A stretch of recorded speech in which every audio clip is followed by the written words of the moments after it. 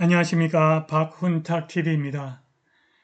네오콘이 중국과 전쟁을 준비하고 있습니다. 미국의 외교정책은 헨리 키신저가 아니라 에드워드 루트왁이 결정한 것으로 알려졌습니다. 에드워드 루트왁은 중국과 전쟁을 원하는 디스의 네오콘을 대변합니다. 디스의 네오콘 존 커비 국가안보회의 조정관이 우크라이나에 연말 전에 F-16을 보낼 수 있다고 말했습니다. 미국이 신속하게 우크라이나에서 철수하려는 것 같습니다. 방송 전에 한 말씀 드리겠습니다. 여러분들 잘 아시다시피 제 방송에는 광고가 잘 들어오지 않습니다. 들어와도 단가가 낮은 광고만 들어옵니다. 여기 후원 계좌 있습니다. 자율 구독료 부탁드립니다. 구독, 좋아요, 알람 설정 부탁드립니다. 바로 이자가 에드워드 루트왁입니다. 인상도 아주 고약합니다. 브라질의 저명한 언론인 페페 에스코바르에 따르면 바이든 행정부의 외교정책에 결정적으로 영향을 미치는 사람은 100살의 키신저가 아니라 80세의 에드워드 루트왁입니다.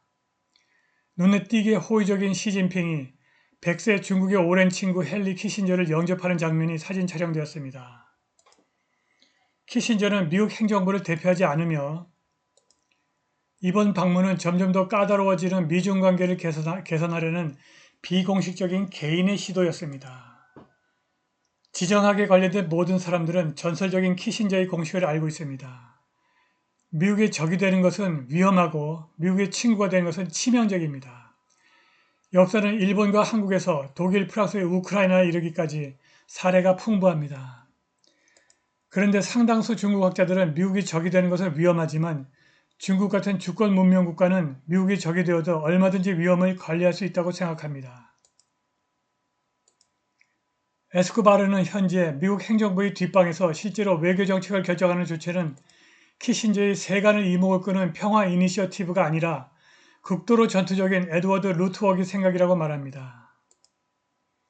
80세 루트웍은 키신저만큼 눈에 띄게 영향력이 있지는 않을지 모르지만 마쿠 전략가로서 그는 50년 이상 스펙트럼 전반에 걸쳐서 국방부에 자문을 제공해 왔습니다. 비잔틴 제국에 관한 그의 책은 이탈리아와 영국의 최고 자료를 많이 사용한 고전입니다. 속임수의 달인 루트왁은 현재 워싱턴이 원하는 바를 드러냅니다. 그는 미국이 러시아와 거래를 간절히 원한다고 주장합니다.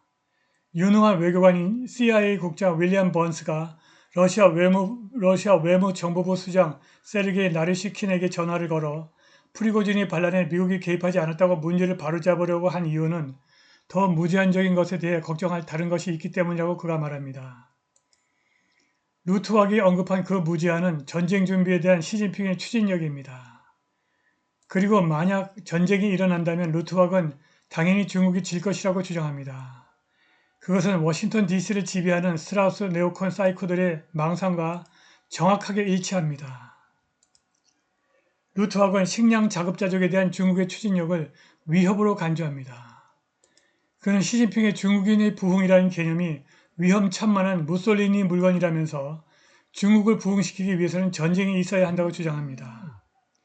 부흥은 시진핑이 만든 개념이 아닙니다.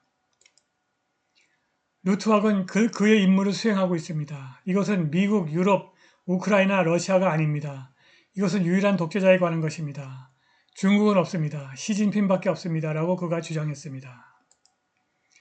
루트왁은 러시아 연방이 우리가 바라는 만큼 중국을 견제할 정도로 강하지 않다고 말합니다.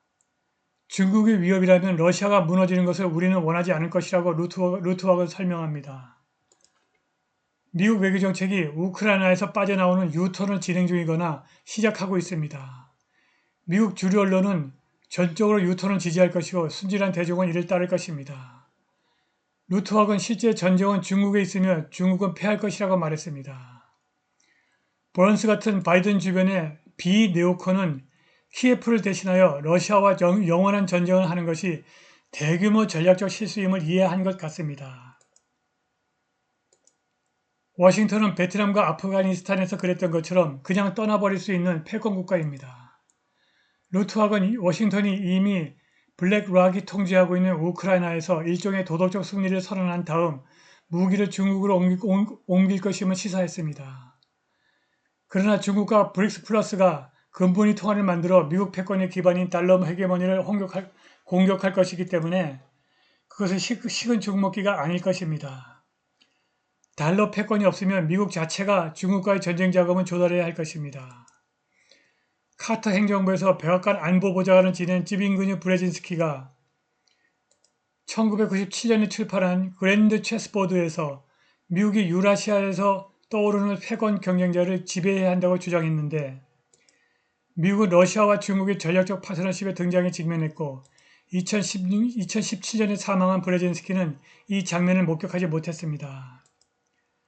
여기서 궁극적인 질문은 경제의 성장과 효율성이 세계 무역, 패턴 및 투자를 결정할 것인지 아니면 후기 산업사회 미국 나토 경제가 급속하게 인구 감소와 탈산업화를 겪고 있는 우크라이나와 발트해 연안국가 또는 영국처럼 보이도록 선택할 것인지 여부입니다. 이렇게 미래는 불확실하지만 현재 DC의 네오콘이 우크라이나에서 발을 빼고 있는 것은 확실해 보입니다. 존 커비 국가안보회의 전략커뮤니케이션 조정관이 목요일 폭스뉴스 인터뷰에서 우크라이나가 예정보다 훨씬 앞서 미국산 F-16 전투기를 받을 수 있다고 시사했습니다. 아마도 F-16은 연말 이전에 우크라이나에 도착할 것입니다. 그러나 우리는 F-16만으로 전장의 상황을 바꿀 수 있다고 믿지 않습니다. 라고 커비가 말했습니다. 덴마크에 있는 F-16 조종훈련 기지에서 8월에 우크라이나 조종사 훈련이 시작되겠지만 연말까지 훈련을 끝내기는 어렵다고 합니다.